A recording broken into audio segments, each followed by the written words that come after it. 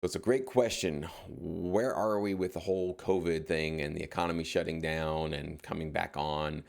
Where is the sync licensing business right now? Have we gone through the worst of it? Is the worst yet to come? How much damage have we incurred? What's going on, basically? It's a great question. I've gotten it from a couple of people. And as much as I'd like to tell you for a fact that I know exactly what's going to happen and I know exactly where we're going, nobody really knows. Obviously, we're all just sort of taking our best guesses at what's going to happen here. The future has always been unknown, it's always uncertain. But I can tell you some things about what I've seen, the evidence that I've seen in my career, and the people that I know, the contacts that I have about how they've been dealing with COVID since the shutdown essentially happened last, what was it, like April, I guess, last year. Um, and basically how it's playing out for my career and for my contacts and everything that I know and my sort of best ideas of where it's going to go in the future. Okay, so obviously take all of this huge grain of salt. I'm not Nostradamus. I'm not going to tell you the future. Okay. So first of all, I can tell you that in the beginning, there definitely was a huge shutdown that really affected a lot of obviously productions negatively. Some libraries, not all of them, but some libraries really did suffer. And I think it's mostly because whatever their primary source of getting placements, that might have dried up in the short run, and they didn't have an immediate replacement for it. And so they just weren't able to go get a lot of placements because a lot of productions shut down, a lot of sports wasn't even being aired. Like almost everything was pretty much off the air. In the short run, there was a lot of backlog stuff that was still in sort of the edit bays. Those continue on, so there were still some placements. But a lot of the stuff that was going on in terms of like live TV, a lot of that stuff really obviously got shut down for a while. So if a library was primarily dependent upon those kind of placements, they did suffer in the short run.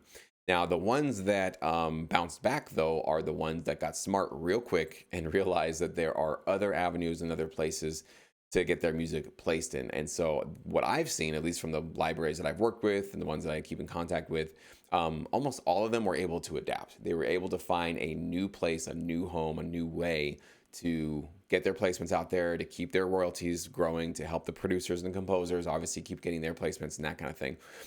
One thing that you can always count on is that human beings are very good at adapting, and we can adapt to almost, well, anything, not almost. We can adapt to literally everything you can throw at us on planet Earth. Look at what we're going through right now. We're adapting to it. We're figuring out a way to survive it. So, in terms of libraries, I see it as a very hopeful thing that they've been able to find a new place and a new way to get their tracks out there. In terms of composers, I think some composers, it just depends. Some have really been affected negatively, I think, emotionally and mentally by the economy, the shutdown, the sort of fear going out there, and their creativity has been sort of hampered and tamped down. And so there's been a less creativity and less output and less productivity out there from some composers. I've definitely heard that from more than a few people who basically took most of last year off because of just financial worries and other things going on. So I don't know in terms of the year for composers. I know that really hit a lot of people hard. And maybe if you're watching this now, you took a big hit in your creativity and you didn't do that much. And maybe even right now, you're still struggling to kind of get back into that creative mode. But I do know that I was definitely trying to be one of the more motivating voices out there when this kind of shutdown, lockdown happened, to be a big warning sign to say, this is going to get tough. This is going to be really hard. And this is going to be really depressing unless you change how you think about this stuff right now. And I tried to do that as soon as the shutdown was happening, as soon as the lockdown was happening. I wanted to make that kind of flipped sort of message out there for you guys to say, if you see this as an opportunity to stay home a little bit more and focus more on your production skills and to build up your catalog and get that album done you've been wanting to do, or learn how to use, a certain plugin or a certain sound or whatever it is that you've been knowing you wanted to get better at. If you saw this downtime as an opportunity to do those things, well, eventually the economy of the world starts opening back up again. And in those 6 months, 8 months, whatever, however long it was that you were not doing probably what you're doing normally, you've gained some more skills, right? So that time at home, you weren't just sitting around watching Netflix, watching YouTube, whatever you were doing, right? You actually got a skill and you could bounce forward from it. So I've seen that in terms of, that's pretty much a 50-50 thing. I think some composers are way better off right now than they were back in April, and some are struggling and they're trying to kind of get back to where they were before this whole thing shut down. So that's a 50-50 thing. You're on probably one of those sides, one of either of those sides. In terms of royalties, I have noticed it's hard to tell if it's COVID related though, but I have noticed a 15% reduction in my royalties that I got in January from BMI. This is kind of hard for me to say that that's definitely a COVID hit. I don't really know yet because royalties can fluctuate. So I can have a 20-25% fluctuation in my royalties, sometimes even higher from quarter to quarter. So at this point, at this date, I can't tell you for a fact that the shutdown, that the lack of, sort of production going on for a couple of months there, that actually affected my royalties. And I can't say that that 15% slowdown in my royalties was directly related to that. What I'll need to do is kind of wait to see how this entire year plays out. If I see across the board that I'm down 15, 20%, something like that across the board from where I was last year, safe to assume that we had a little bit of a hit with the COVID situation. So, but if that's all it is, 15 to 20%, I'm going to be very thankful for that because I know that a lot of people are out of work. They went from 100% of their income to 0% of their income. So if that's the only hit that we're going to be taking, I mean, again, we'll see obviously as the next royalties come through, and we'll see what those look like.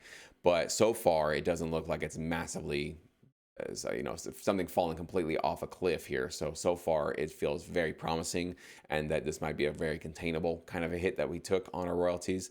But I do think that there's also some situations where royalties are going to be growing because there was a lot more eyeballs on content. There's a lot more streaming. There's a lot more people watching TV. Ratings for a lot of shows were going through the roof during the shutdown because nobody had anything else to do. They were just home watching TV. So that usually ends in higher ratings, which can turn into higher royalties and higher payouts for us composers. So mixed bag there, of course. But, it just kind of depends on where your tracks were. That's just sort of the luck of the draw. If your tracks happen to always be placed on those programs that were getting shut down and not being aired so much, then of course you're going to see a big dip. If you were in a lot of like reruns, which luckily a lot of mine are, Kardashians, there's a lot of, Judge Judy, there's a lot of TV shows that like they just air over and over and over again. So luckily a lot of that stuff is doing pretty well, just as well as it's ever done. If not, some of them are a little bit better because of just all the extra eyeballs looking at this kind of stuff. So that's where I'm at right now in terms of other composers and other libraries I talked to. Like I said before, almost everybody that I'm talking to, they're still doing all right. Some of them have taken a hit, and some of them had to lay off a couple of employees. So I've definitely heard of those kind of stories. But generally, there has not been this massive cratering happening where the entire industry is crumbling. And I know people's biggest fears is it's all over. That it's very, very far from that. In fact, I think there are some sort of like evolution things happening where there's just new opportunities, new places to get your music placed. And libraries that are smart are looking for those opportunities. And composers that are smart are looking for those kind of opportunities to try to shift and adapt. And this is one thing I want to leave you guys with at the end of this video. This is going to happen over and over again, okay? COVID-19, it may be a unique virus, but the situation of this industry being completely revamped and challenged and maybe reinvented has been going on since the beginning. So if you're really stressed out when these kind of big changes happen, this is going to be a hard, tough ride for you, okay? There's always going to be challenges. There's always going to be new business models, new things that hit the industry, new platforms, new distribution methods, new templates for, business models for putting stuff together. Change is constant. In fact, that's the only thing that you can guarantee moving forward into this business, that the way that you do business right now will not be the way that you do business in 5 years. I guarantee it. There's going to be new ways of gathering sync fees, collecting royalties, getting paid for your music. So rather than getting lost in fear and getting stuck in fear and obviously getting bummed out and getting worried about it all, consumed by all that kind of stuff, it's best for us to go, can I control any of it? No. None of us can control COVID-19. None of us can control the shutdown. None of us had any say in any of that stuff. Okay, since we can't control any of that, does it make any sense to worry about it and to complain about it and to spend a lot of mental effort in that department of things that we can't control? Really not. It's a real big waste of time, actually.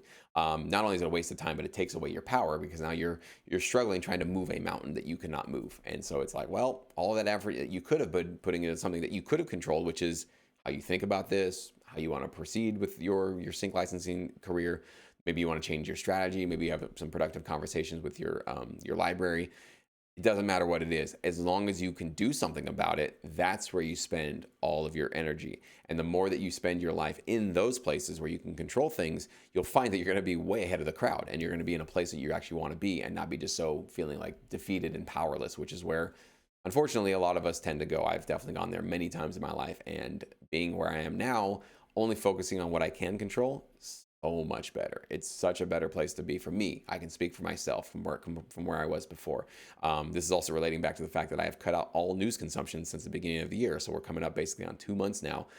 I don't miss it a bit. I really regret that. I don't really regret it. It is what it is. But I'm really, still kind of sad that I spent so much of my life addicted and hooked on the news, thinking that that was going to save me, or that I could control something about what was happening in the world, or that I needed to spend a lot of time focusing on these things that I couldn't control.